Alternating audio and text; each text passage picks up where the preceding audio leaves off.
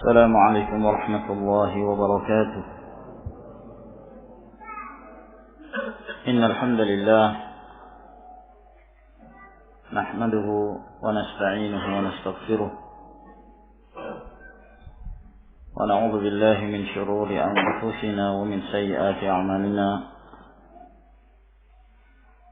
من يهده الله فلا مضل له ومن يضلل فلا هادي له. وأشهد أن لا إله إلا الله وحده لا شريك له وأشهد أن محمدا عبده ورسوله. يا أيها الذين آمنوا اتقوا الله حق تقاته ولا تموتن إلا وأنتم مسلمون. يا أيها الناس اتقوا ربكم الذي خلقكم من نفس واحدة وخلق منها زوجها وبث منهما رجالا كثيرا ونساء واتقوا الله الذي تساءلون به والأرحام إن الله كان عليكم رقيبا. يا أيها الذين آمنوا اتقوا الله وقولوا قولا سديدا يصلح لكم أعمالكم ويغفر لكم ذنوبكم ومن يطع الله ورسوله فقد فاز فوزا عظيما. أما بعد فإن أصدق الحديث كلام الله تعالى وخير الهدي هدي محمد صلى الله عليه وعلى آله وسلم وشر الأمور محدثاتها فإن كل محدثة بدعة وكل بدعة ضلالة وكل ضلالة في النار. معاشر المسلمين والمسلمات رحمكم الله، والحمد لله Allah Subhanahu wa ta'ala kembali mempertemukan dan mengumpulkan kita di dalam halaqah ilmu, di mana kita berkumpul dengan tujuan mendalami agama Allah Subhanahu wa ta'ala. Kita berkumpul bukan untuk mencari dunia atau menggalang massa ataukah mencari kedudukan, jabatan atau kursi pemerintahan. Tidak seperti kebanyakan mereka yang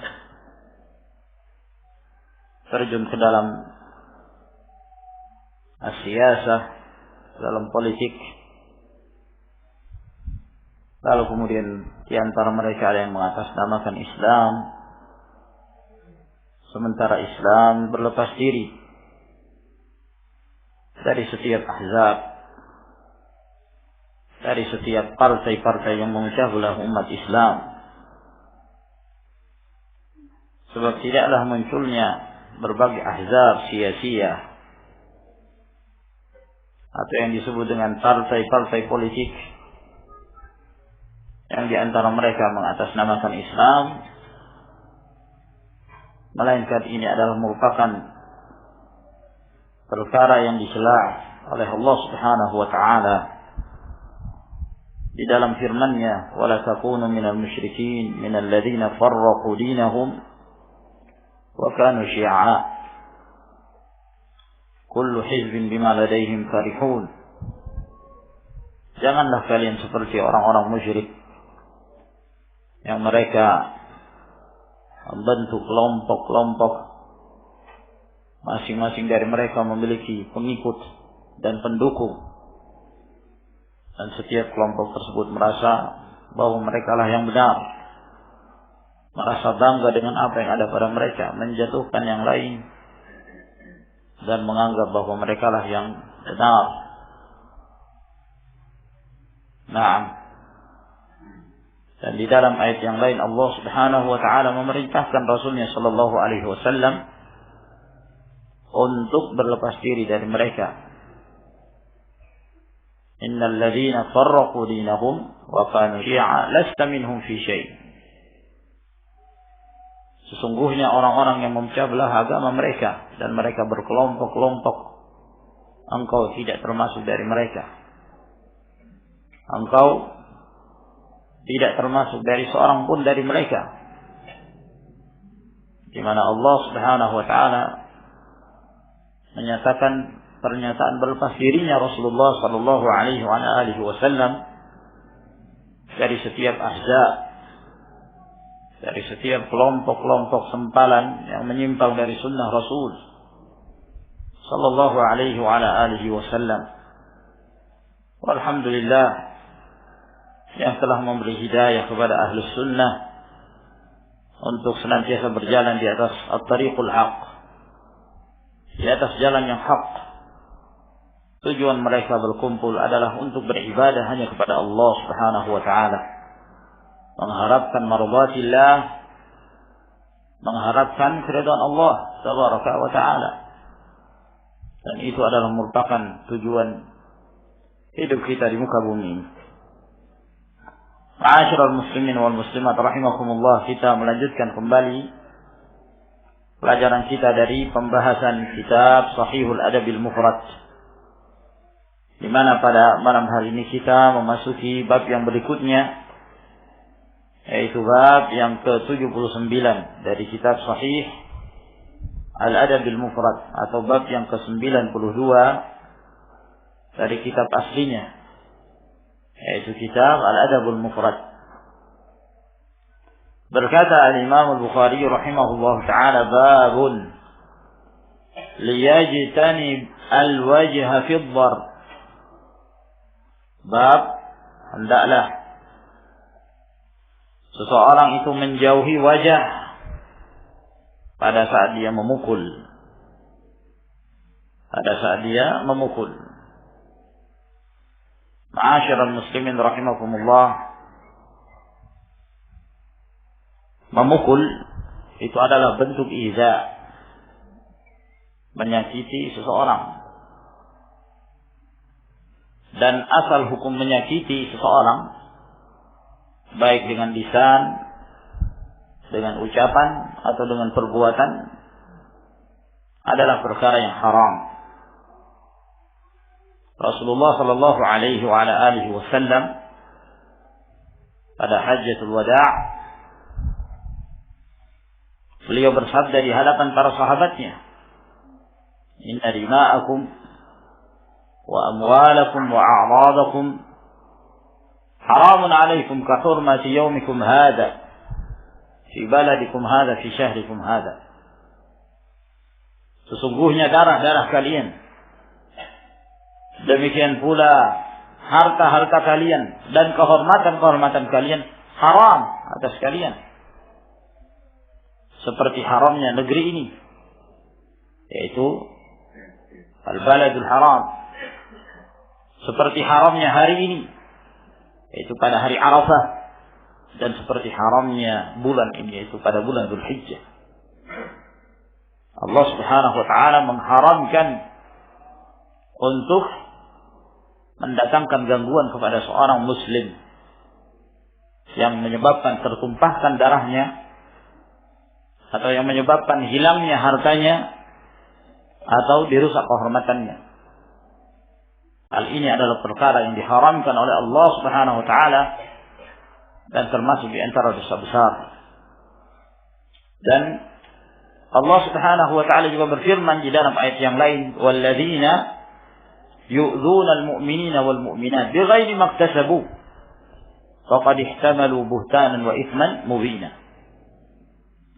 Orang-orang yang menyakiti kaum mukminin dan mukminat tanpa ada perbuatan dari mereka.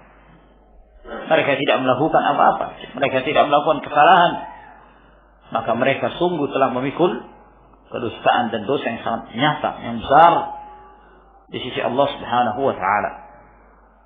Di dalam hadis yang diriwayatkan oleh Bukhari dan Muslim, kata Nabi sallallahu alaihi wasallam, "Sibabul muslim fusuqun wa qitaluhu kufrun." Mencela seorang muslim adalah kefasikan, memeranginya, membunuhnya adalah merupakan bentuk kekufuran. Dan masih banyak lagi nas-nas dari Al-Quran Al-Karim dan sunnah Nabi Sallallahu Alaihi Wasallam yang menjelaskan tentang diharamkannya menyakiti seorang muslim, demikian pula muslimah. Oleh karena itu, memukul termasuk dalam bentuk al-iza, dalam bentuk menyakiti. Maka tidak diperbolehkan memukul seseorang tanpa hak. Namun ada hal-hal atau keadaan-keadaan yang diperbolehkan bagi seorang itu untuk memukul. Nah, ini yang kita sebutkan tadi dengan cara yang hak. Dengan cara yang hak, yang diizinkan di dalam syariat. Nah, seperti misalnya apabila kita melihat ada seorang melakukan perbuatan kemungkaran,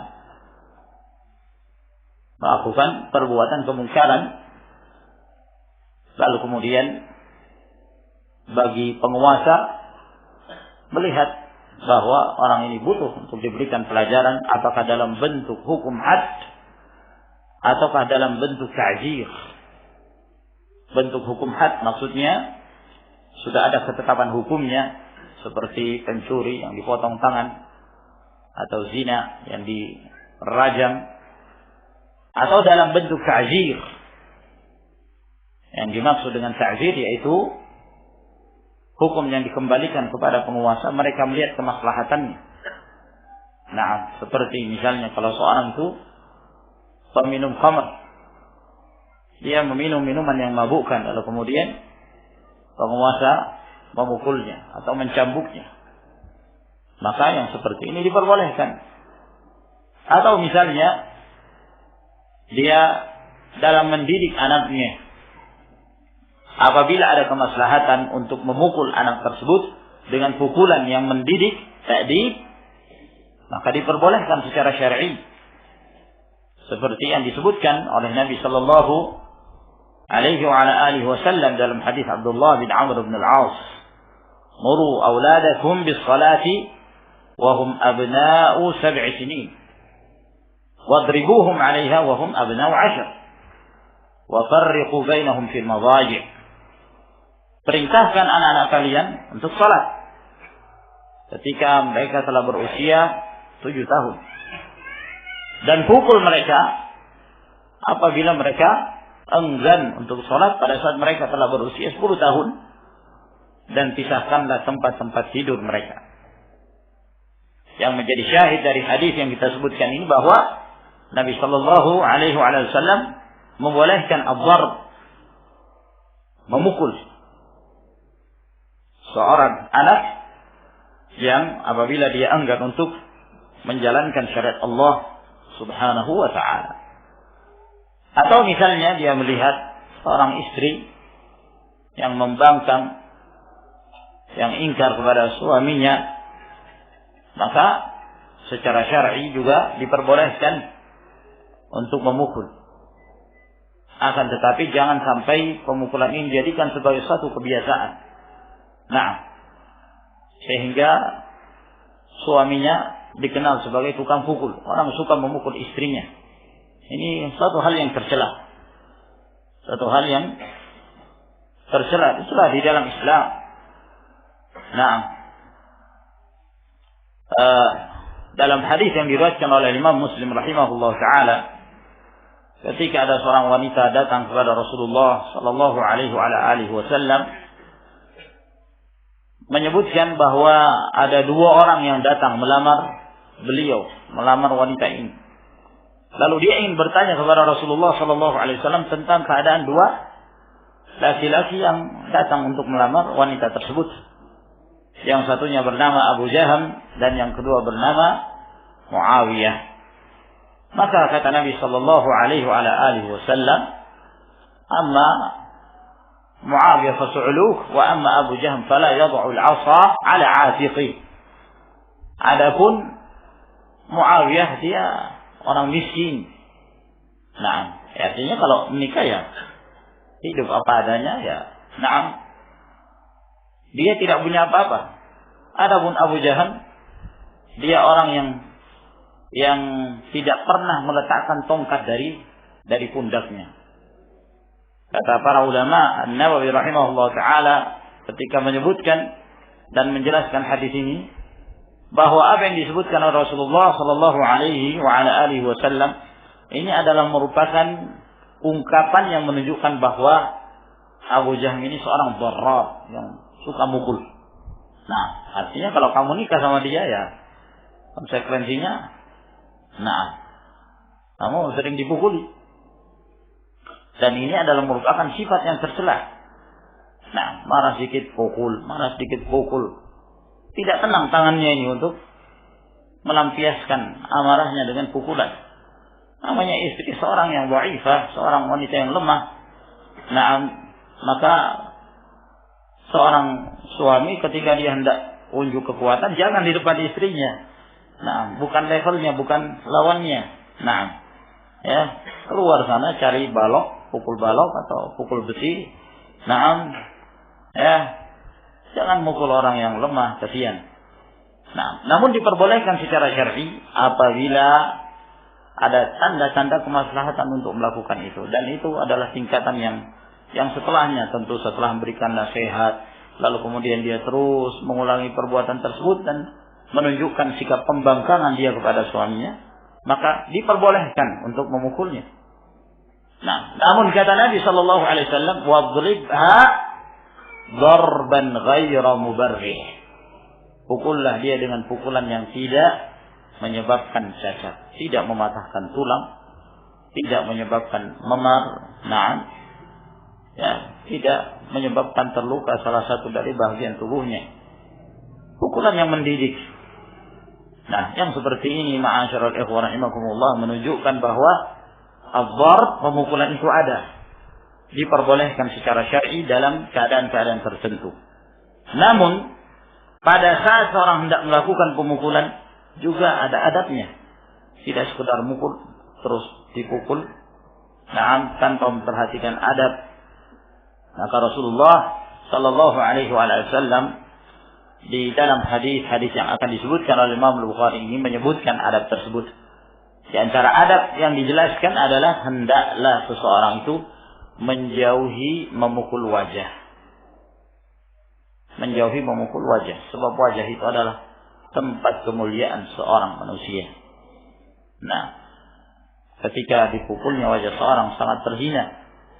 Nah, maka segala bentuk pemukulan terhadap wajah, apapun namanya, apakah disebut tempeleng, apakah disebut hook kanan atau hook kiri, ya, atau yang semisalnya, ke arah wajah haram, tidak diperbolehkan. عن أبي هريرة رضي الله تعالى عنه وعن النبي صلى الله عليه وعلى آله وسلم قال dari Abu Hurairah radhiyallahu taala anhu, dari Nabi sallallahu alaihi wa ala alihi wasallam bersabda, "Idza daraba ahadukum khadimahu falyajtanibil wajha." Apabila salah seorang di antara kalian memukul pembantunya, memukul pelayannya, maka hendaklah dia menjauhi wajah. Sahih, hadis ini adalah hadis yang sahih dan juga diriwayatkan oleh Al-Imam Al-Bukhari dalam sahihnya dan Al-Imam Muslim di dalam sahihnya. Maka di dalam hadis ini kita mendapatkan beberapa faedah. Di antara faedah dari hadis ini memberikan isyarat bolehnya memukul. Nah, memukul al-khadim, memukul pelayan, apabila dia melakukan pelanggaran secara syar'i tentunya. Nah, dalam rangka ta'diban, untuk mendidik. Nah, dan termasuk di antara akhlak yang mulia yang dimiliki oleh Rasulullah sallallahu alaihi wasallam, sebagaimana yang telah kita jelaskan sebelumnya, bahwa beliau tidak pernah memukul pembantunya. beliau tidak pernah memukul pelayannya. Dan Anas bin Malik radhiyallahu ta'ala anhu yang menjadi saksi akan hal ini. Selama 10 tahun Anas bin Malik radhiyallahu ta'ala anhu melayani Rasulullah sallallahu alaihi wasallam. Beliau tidak pernah mengeluarkan kata-kata yang kasar. Kata-kata yang kasar tidak pernah. Bahkan beliau tidak pernah mengatakan pada Anas bin Malik terhadap sesuatu yang telah beliau lakukan, kenapa engkau melakukan ini? Dan beliau tidak pernah mengatakan pada Anas bin Malik terhadap sesuatu yang beliau tidak lakukan, kenapa engkau tidak melakukan itu? Nah, tidak pernah keluar kata-kata yang demikian. Apalagi memukul tentunya. Lebih utama lagi bahwa Nabi Shallallahu Alaihi Wasallam tidak pernah melakukan itu. Demikian pula keadaan beliau dengan keluarganya. Nabi Shallallahu Alaihi Wasallam mengatakan, khairukum li ahlihi wa ana khairukum li ahli. Orang yang terbaik di antara kalian adalah yang paling baik kepada keluarganya, dan aku orang yang paling baik terhadap keluargaku. Nah, barang siapa yang ingin hidup tentram dalam keluarga, contoh Rasulullah sallallahu alaihi wasallam. Nah, ikuti akhlaknya Rasulullah sallallahu alaihi wasallam, terapkan dalam kehidupan. Apa yang telah kita ketahui dari hadis-hadis ini tentang akhlaknya Rasulullah sallallahu alaihi wasallam, jangan kita sepelekan begitu saja. Jangan kita tepis begitu saja. Itu kan Rasulullah, saya kan bukan. Saya kan memang sudah jadi watak saya suka mukul. Ya jangan seperti itu. Belajar dong akhlak Nabi Sallallahu Alaihi Wasallam. Rasulullah itu diutus oleh Allah Subhanahu Wa Taala untuk menyempurnakan akhlak manusia. Nah, untuk kita jadikan sebagai contoh panutan. Nah, jangan pasrah dengan akhlak yang buruk. Nah, akhlak itu bisa berubah, insyaallah Taala. Innamal ilmu bitta'allum wa innamal hilmu bittahallum. Sesungguhnya ilmu itu didapatkan dengan belajar, dan kesabaran itu juga bisa didapatkan dengan belajar, berusaha. Nah, jangan memang sudah seperti ini watak saya nggak bisa berubah, kemudian dia berbuat semena-mena. Nah, jangan seperti itu. Nah, ma'asyiral ikhwah rahimakumullah, apalagi keluarga yang namanya istri, seorang yang sangat lemah, butuh untuk ada yang membimbingnya, ada yang menguatkannya. Kalau dia keliru, ya manusia biasa keliru, dibenarkan dengan cara yang baik. Kecuali kalau sudah nampak dari dia perbuatan-perbuatan yang terlihat bahwa dia telah menyimpang, dia telah pergi sama laki-laki yang lain, dia telah berbuat serong atau yang semisalnya. Nah, setelah dinasihati tetap dalam keadaan seperti itu, ya lain permasalahan. Nah, tapi kalau seorang itu jatuh dalam kesalahan, mungkin dalam pengaturan rumah tangga, mungkin dalam hal tutur kata, kadang-kadang ada yang keliru, ada yang salah. Jangan kemudian seorang itu dengan kesalahan tersebut menyikapinya dengan sikap yang keras, lemah lembutlah kepada keluarga. Nah, Nabi Shallallahu Alaihi Wasallam mengingatkan, istausu bin nisa'i khairan. Berikan wasiat yang baik kepada para wanita itu dengan wasiat yang baik. Nah, karena wanita itu lemah. Innal mar'ata khuliqat min dhila'. Naam, wa inna a'waja ma fi dhil'i 'ala, wa in taraktahu la yazal mu'waj. Naam, wa in aqamtahu kasarta. Atau kama qala Nabiuna alaihi salatu wassalam, bahwa wanita itu diciptakan dari tulang rusuk, dan tulang rusuk itu yang paling bengkok adalah yang bahagian atasnya. Apabila engkau biarkan dia, maka dia akan terus bengkok. Apabila engkau keras pula, akan menyebabkan dia patah. Nah, maka berikan nasihat dengan cara yang baik. Semoga Allah Subhanahu Wa Taala senantiasa membimbing keluarga kita pada kebaikan.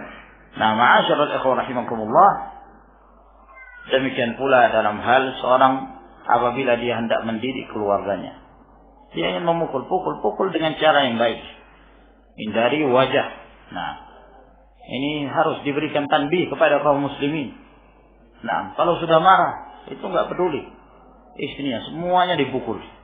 Seakan-akan depannya itu lawan pemain tinju. Nah, ya, dipukul dari atas sampai ke bawah. Allahul musta'an, tidak terlepas wajahnya. Nah, sehingga banyak di kalangan istri mengeluhkan hal ini. Nah, mereka masuk ke pengadilan negeri dalam keadaan mereka datang wajahnya itu sudah bengkak, ya, di bagian matanya bengkak, ininya memar dan seterusnya. Allahul musta'an. Ya, istri tidak bisa melakukan itu kepada suaminya. Ya, maka yang seperti ini, masyaallah rahimakumullah, hendaklah kita menyikapi ya kesalahan yang terjadi di tengah keluarga itu dengan cara yang baik. Nah, selama memungkinkan kita memperbaiki dengan cara yang hikmah, maka itulah yang dituntut. Nah, An Jabir radhiyallahu taala anhu qala, dari Jabir radhiyallahu taala anhu beliau berkata, marra an-nabiy sallallahu alaihi wa ala alihi wasallam bidabbatin qad wusima yudakhanu min khara.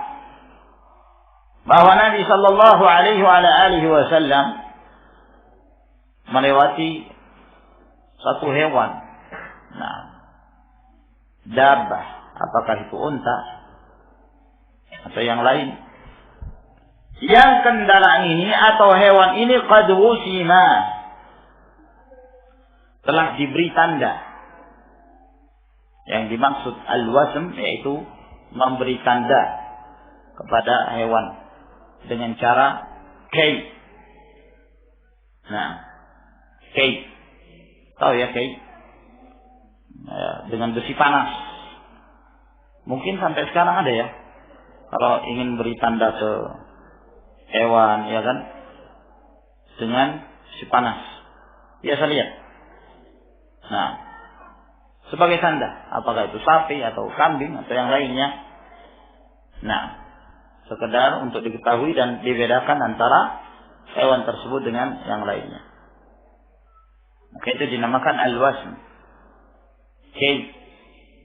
Adapun kay di kalangan manusia adalah merupakan salah satu cara pengobatan. Ada jenis pengobatan yang ma'ruf ya pada zaman dahulu, entah pada zaman sekarang, yang disebut dengan kay, pengobatan dengan cara dengan besi panas. Nah, saya tidak tahu di mana kaifiahnya, caranya yang jelas. Yang seperti ini ada, dan itu adalah cara pengobatan terakhir, akhirul ilaj, ya, alternatif paling terakhir. Nah, hanya saja orang yang melakukan kayak ini akan menyebabkan dia tidak termasuk ke dalam 70.000 orang yang akan mendapatkan jaminan dari Allah Subhanahu wa taala untuk masuk ke dalam surga tanpa hisab dan tanpa diazab. Sebagaimana yang disebutkan dalam hadis Ibnu Abbas, ketika Rasulullah sallallahu alaihi wasallam diperlihatkan kepada beliau umatnya, lalu kemudian beliau menyebutkan wa ma'ahum 70,000 yadkhuluna al-jannata bighairi hisabin wala 'adzab, bahwa bersama mereka ada 70.000 orang yang mereka masuk ke dalam surga tanpa dihisab. Ya. Lulus seleksi. Nah, tanpa diazab. Lalu kemudian Rasulullah SAW menjelaskan, humul ladzina la yastarqun wa la yaktawun wa la yatatayyarun wa ala rabbihim yatawakkalun. Mereka itu adalah orang-orang yang tidak minta untuk diruqyah. Tidak meminta.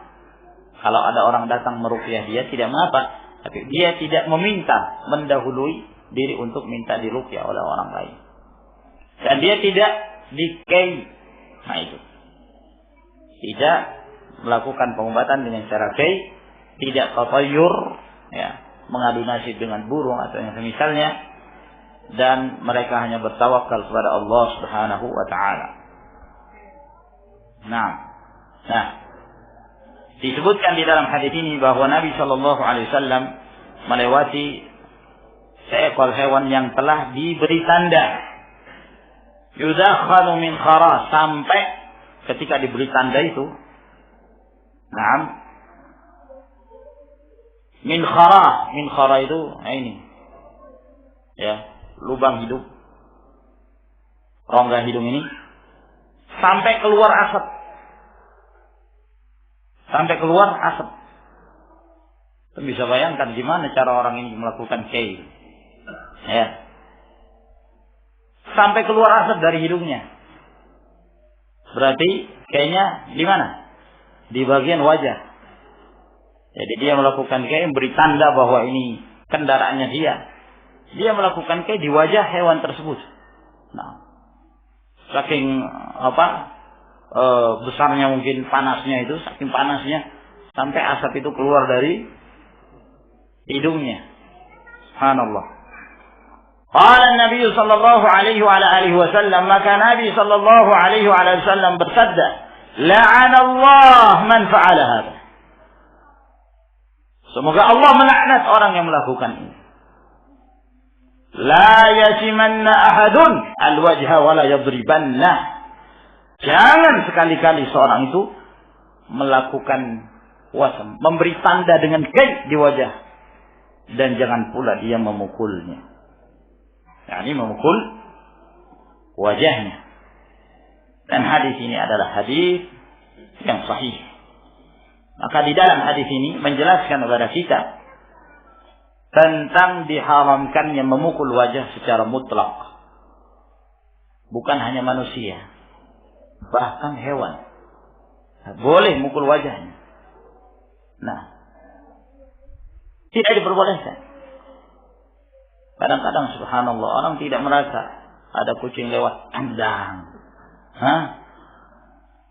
Tendang, yakni wajahnya. Haram. Tidak diperbolehkan. Mukul tidak boleh. Walaupun itu hewan. Nah. Dan di dalam hadis ini juga menjelaskan kepada kita tentang diharamkannya melakukan wasm, memberi tanda dengan kay pada wajah. Nah, pada wajah hewan. Yang tidak diperbolehkan. Lalu bagaimana kalau di selain wajah? Sebab hadis ini Rasulullah SAW dengan tegas menyatakan, la yasimanna ahadun al-wajha. Jangan sekali-kali seseorang itu memberi tanda dengan kay pada wajahnya. Nah, lalu pada selain wajah gimana? Dalil-dalil menunjukkan bolehnya. Boleh memberi tanda hewan. Nah, mungkin pada bagian punggungnya, ya, atau pada bagian-bagian tertentu yang kita melihat bahwa hewan tersebut, nah, tidak tersakiti dengan hal itu. Nah, oleh karena itu dalam hadis yang diriwayatkan oleh Imam Muslim dari Anas bin Malik radhiyallahu taala anhu, bahwa kata Anas bin Malik, kami masuk ke tempat Rasulullah sallallahu alaihi wasallam di kandang unta, wa huwa yasimu ghanaman. Pada saat itu Rasulullah sallallahu alaihi wasallam sedang memberi tanda ke kambing beliau alaihi salatu wassalam. Kata Anas bin Malik, saya melihat atau saya menyangka bahwa Rasulullah sallallahu alaihi wasallam itu memberi tanda di bahagian telinganya. Di bahagian telinganya. Nah, telinga bukan wajah. Wajah itu ya, yang di depan. Nah, Rasulullah sallallahu alaihi wasallam memberikan tanda di bagian telinga. Dalam riwayat yang lain bahwa Nabi sallallahu alaihi wasallam memberi tanda pada ibilus sadaqah, unta itu merupakan sedekah dari kaum muslimin.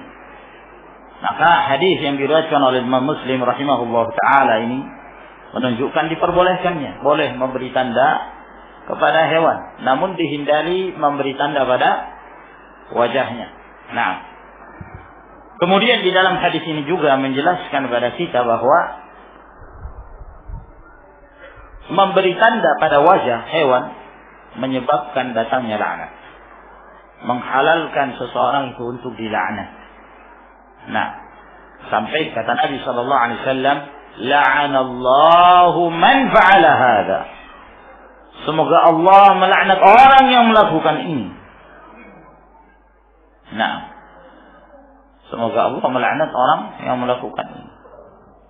Dan yang dimaksud dengan al-la'n Laknat adalah at-tardu min rahmatillah. Dijauhkannya seorang dari rahmat Allah Subhanahu wa taala. Dihinakan. Kalau seorang sampai dilaknat, Allah tidak menolongnya. Allah sudah tidak memperhatikannya. Nah, Allah biarkan dia dengan kesesatannya. Waliyadzubillah. Itu pengertian dari laknat. Oleh karena itu, seseorang jangan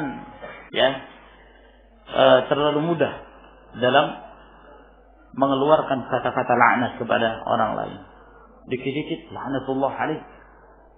Nah, ada sebagian mereka orang-orang istilah orang Arab dhayi', orang-orang terlantar. Nah, subhanallah, dikit-dikit melihat orang salah laknatullah alaih. Terlalu mudah mengeluarkan kata-kata laknat. Padahal itu sangat besar sekali. La'nul mu'min ka qatli. Melaknat seorang mukmin itu sama seperti membunuh seorang mukmin. Melaknat. Laisal mu'minu bit-ta'an walal la'an. Bukanlah sifat seorang mukmin orang yang suka mencela, orang yang suka melaknat. Nah, walal fahish walal badhi. Bukan sifat seorang mukmin orang yang suka berbuat keji, orang yang jorok. Nah, mukmin itu menjaga dirinya dari akhlak-akhlak yang rendah seperti ini. Nah, ketika ana di Yaman, waktu itu di Ma'rib, ada sebuah tempat dia, di padang pasir. Nah, kalau kita ingin ke kota itu biasanya kita menunggu kalau ada mobil yang lewat, tumpangan, gratis. Nah, mobil-mobil pribadi karena nggak ada angkot. Nah, dari tempat itu kurang lebih kalau kota sekitar 1 jam. Nah, itu waktu itu ada 3 anak kecil, anak orang-orang Badui. Nah, kelihatannya orang-orang yang punya mobil ini sudah tahu jeleknya anak-anak ini. Nah, jeleknya akhlaknya. Jadi mereka tidak mau singgah.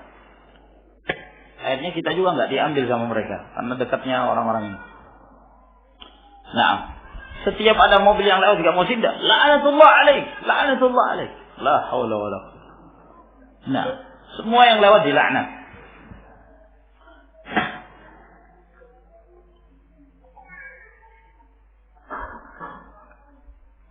Nah, haram yang seperti ini. Akhirnya kita menjauh dari anak itu, agak menjauh jalan sedikit, terus cari tumpangan, alhamdulillah ketemu. Nah, yang menjadi syahid bahwa ada orang-orang seperti ini keadaannya, senang mengeluarkan kata-kata yang kotor. Nah, dan biasanya masing-masing daerah itu ada cara-cara tersendiri, ada ucapan-ucapan kotor yang ma'ruf, di kalangan mereka. Walhasil bahwa ini adalah perkara yang tidak diperbolehkan, perkara yang diharamkan. Nah, dan di dalam hadis ini juga memberikan isyarat tentang diperbolehkannya untuk melaknat orang yang pantas dilaknat. Nah, boleh melaknat secara ta'yin. Maksudnya di orangnya langsung. Nah, yang pantas mendapatkan itu. Sebagaimana Rasulullah SAW melaknat secara ta'yin. La'anallahu man fa'ala hadha. Semoga Allah melaknat orang yang melakukan ini. Berarti kan sudah ditunjuk langsung orang itu. Siapa yang melakukan itu? Allah. Semoga Allah melaknat. Dan ini termasuk permasalahan yang diperselisihkan di kalangan para ulama. Apakah diperbolehkan melaknat secara ta'yin? Jadi ada 2 hukum dalam hal melaknat. Ada hukum melaknat secara umum. Melaknat secara umum, maka ini boleh apabila ada dalilnya bahwa perbuatan tersebut terlaknat. Misalnya kita mengatakan la'anallahu syaribal khamri. Semoga Allah melaknat peminum khamr. Ini kan umum. Nah, yang meminum khamr, semoga Allah melaknat. Tidak ditunjuk orangnya langsung. Nah, ini namanya al-la'nu ghairul muayyan, melaknat tanpa diarahkan kepada individunya. Atau misalnya kita mengatakan la'anallahu akilar riba, semoga Allah melaknat orang yang memakan hasil riba, karena Rasulullah Shallallahu Alaihi Wasallam menyebutkan hal tersebut. Maka ini boleh melaknat secara umum. Yang kedua, yaitu melaknat secara khusus orangnya langsung. Nah, ini yang menjadi letak perselisihan di kalangan para ulama. Sebagian para ulama mengatakan tidak boleh melaknat secara khusus. Nah, tidak boleh melaknat secara khusus. Sebab boleh jadi ketika kita melaknat orang yang minum khamr, ternyata dia bukan termasuk orang yang pantas untuk dilaknat. Memang betul Rasulullah Sallallahu Alaihi Wasallam mengatakan, la'anallahu syaribal khamri. Allah melaknat orang yang minum khamr. Akan tetapi di zaman Rasulullah Sallallahu Alaihi Wasallam ada seorang yang bernama Abdullah al-Himar atau Abdullah al-Khammar, naam, yang suka minum khamr. Berkali-kali dia dicambuk oleh Nabi Sallallahu Alaihi Wasallam. Nah, ketagihan, minum lagi, cambuk lagi oleh Rasulullah Sallallahu Alaihi Wasallam. Minum lagi, dicambuk lagi oleh Rasulullah Sallallahu Alaihi Wasallam. Nah, sampai Umar bin Khattab radhiyallahu anhu kesal melihat orang ini. Nah, sampai beliau mengatakan, la'anakallah ma aktsara ma yu'ta bik. Nah, semoga Allah melaknatmu, alangkah seringnya engkau melakukan perkara ini. Nah, apa kata Nabi sallallahu alaihi wasallam mendengarkan laknat itu? La tal'anhu fa innahu yuhibbullah wa rasulah. Jangan kamu laknat dia, karena sesungguhnya dia itu cinta kepada Allah dan Rasulnya. Nah, dia melakukan kemaksiatannya itu. Nah, dan dia mengingkari perbuatan tersebut. Nah, dalam hatinya masih ada kecintaan dia kepada Allah Subhanahu wa taala dan Rasulnya. Maka Rasulullah melarang. Dia dihukum, tapi Rasulullah Sallallahu Alaihi Wasallam melarang untuk melaknat dia. Padahal dia minum khamr. Maka dari sini para ulama mengatakan bahwa melaknat secara khusus tidak diperbolehkan. Namun ada dalil-dalil yang dijadikan hujjah oleh sebagian para ulama yang menunjukkan bolehnya makna secara khusus, termasuk hadis ini. Termasuk pula hadis yang disebutkan oleh Imam Al-Bukhari juga dalam kitab ini, Al-Adabul Mufrad, bahwa ada seorang yang dia suka diganggu oleh tetangganya. Maka dia pun datang kepada Rasulullah sallallahu alaihi wasallam, kata Rasulullah, kamu keluarkan barang-barangmu di tengah jalan. Nanti kalau ada orang yang lewat bertanya kepadamu, kenapa engkau melakukan ini? Saya diganggu oleh fulan. Nah, akhirnya dia melakukan itu. Setiap orang yang lewat melaknat tetangganya yang sering menyakitinya tersebut. Setiap yang lewat mereka melaknat. Nah, walhasil dari hadis ini dikuatkan oleh para ulama. Syekh Al-Albani rahimahullah taala demikian pula mengatakan bahwa boleh melaknat secara khusus bagi orang yang berhak untuk dilaknat. Orang yang berhak mendapatkan laknat tersebut. Namun ma'asyiral ikhwah rahimakumullah, tentu berhati-hati itu lebih baik. Nah, melaknat secara umum itu lebih selamat. Melaknat secara umum orang-orang yang berhak untuk mendapatkan laknat, karena Rasulullah, Allah Subhanahu wa taala dan Rasulnya melaknat mereka. Adapun secara khusus, ya sebaiknya kita berhati-hati, jangan sampai kita melemparkan laknat tersebut kepada orang yang tidak berhak mendapatkannya. Wallahu taala a'lamul shawab. Alhamdulillah. Saya kira sampai di sini akhwan yang kita sebutkan dari kitab ini. Semoga Allah Subhanahu wa taala memberi manfaat dari apa yang telah kita pelajari. Apakah buaya itu halal? Terjadi khilaf di kalangan para ulama tentang hukum buaya. Apakah dihalalkan atau tidak?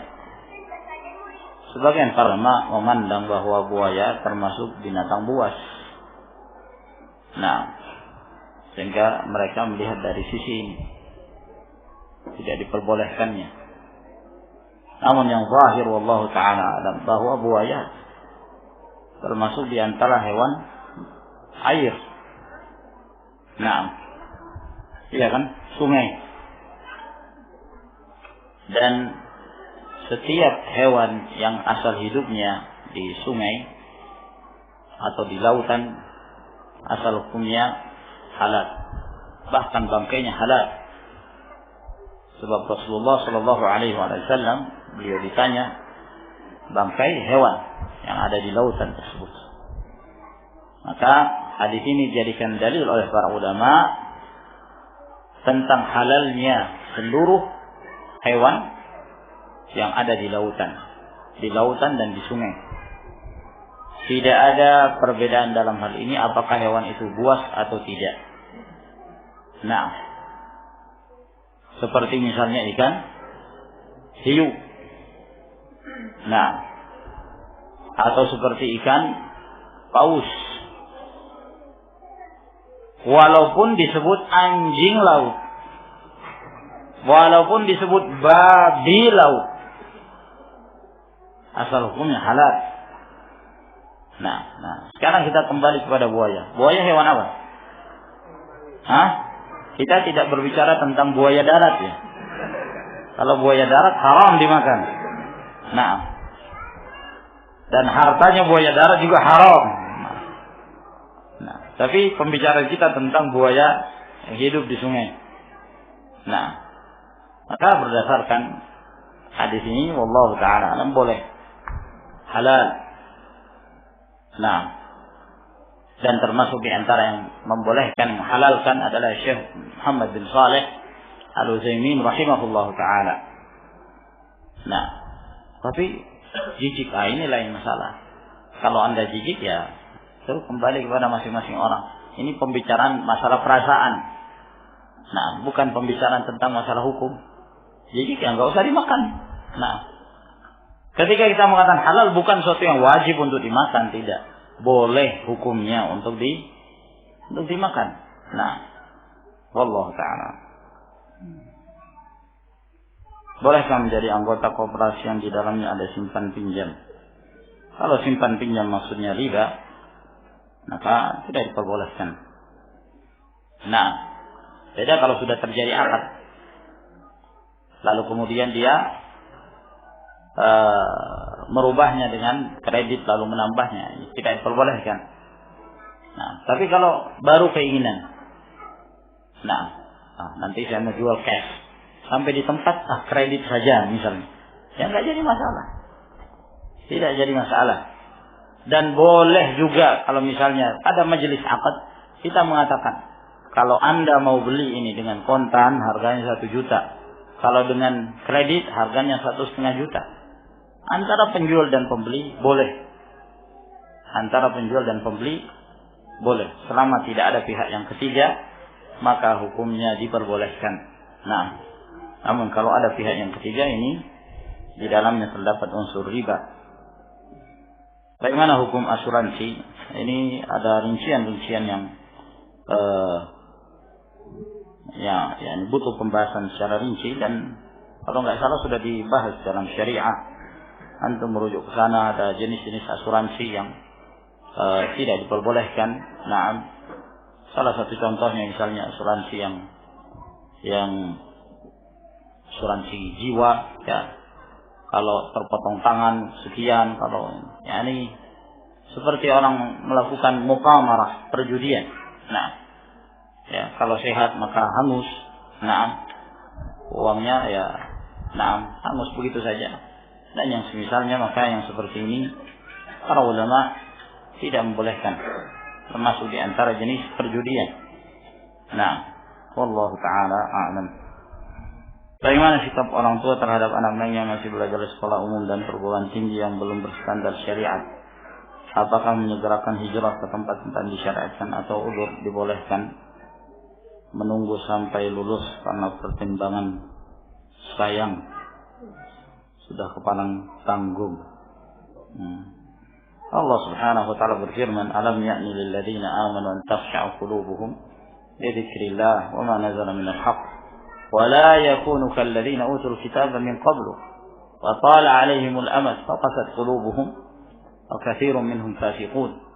Belum tibakah masanya bagi orang-orang yang beriman tunduk hati mereka kepada untuk berzikir kepada Allah, tunduk dan menerima apa yang diturunkan oleh Allah dari kebenaran, dan jangan seperti ahlul kitab nanti bertaubat.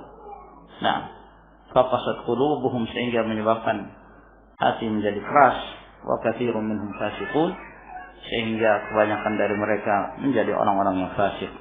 Wallahu ta'ala alam bisawab. Sampai di sini insyaallah. Wa akhiru da'wana alhamdulillahi rabbil alamin. Assalamualaikum warahmatullahi wabarakatuh.